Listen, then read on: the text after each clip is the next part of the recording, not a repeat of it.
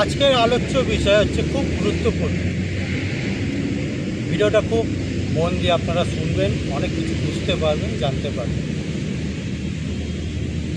আজকের আলোচ্য বিষয় হচ্ছে যেটা আমরা অনেক সময় দেখি আশেপাশে, খুব একটা দুর্গন্ধ যেন ছড়াচ্ছে, অথচ সেখানে কোনো জঞ্জাল নেই, কোনো আবর্জনা নেই, অথচ যেন একেবারে এত ভোটকা একটা দুর্গন্ধ দিচ্ছে যেটা আমাদের অন্নপ্রাশনের ভাতও যেন উঠে আসে।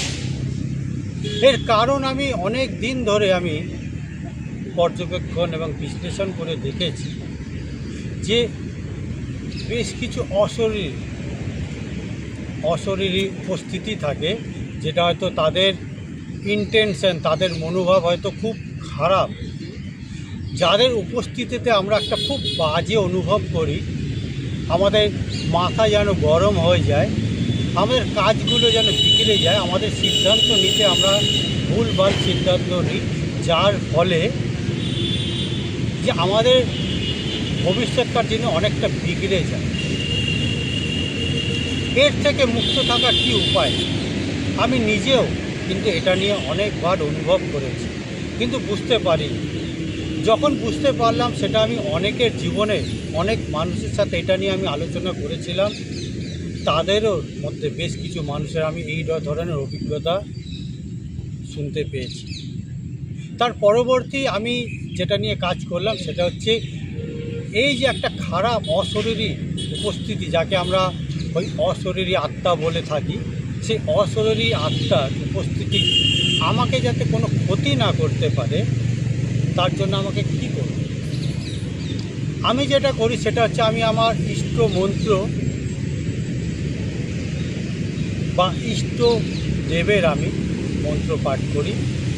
যে মন্ত্র পাঠ করার কিছুক্ষণ পরে সেই বোটকা গন্ধ, সেই আকস্মিক একটা না ভালো লাগা, মেজাজ বিগড়ে যাওয়া, একটা মানসিক অস্থিরতা, এটা থেকে আমি মুক্ত হতে পেরেছি।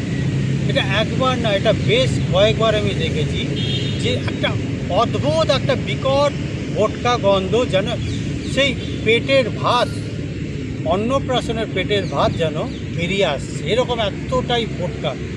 যদিও আমি আপনার সাথে একটা কথা শেয়ার করি, যেটা আমি যদি কোনো ড্রেন, নালা, নর্দমা বা পায়খানা যেখানে থাকি সেখানেও যদি আমি দাঁড়াই, সেখানকার দুর্গন্ধ আমাকে কোনোভাবেই প্রভাবিত করে না। যখন এই ধরনের পরিস্থিতি বা অবস্থার সৃষ্টি হয়, তখনই আমি সত্যতা বুঝতে পারি যে সাধারণভাবে যে জঞ্জাল, আবর্জনা, দুর্গন্ধ যদি আমাকে কোনোভাবে প্রভাবিত না করতে পারে, আমার নাকে না লাগে, কারণ এই যে এখন একদম পরিষ্কার জায়গা, সেখানে কিভাবে লাগছে। তখন আমি যখন এটা প্রয়োগ করেছি, আমি আমার ইষ্ট মন্ত্র, ইষ্ট দেবের মন্ত্র আমি মনে মনে পাঠ করেছি, কিছুক্ষণের মধ্যেই কিন্তু সেই ভোটকা গন্ধ দূরে চলে গেছে।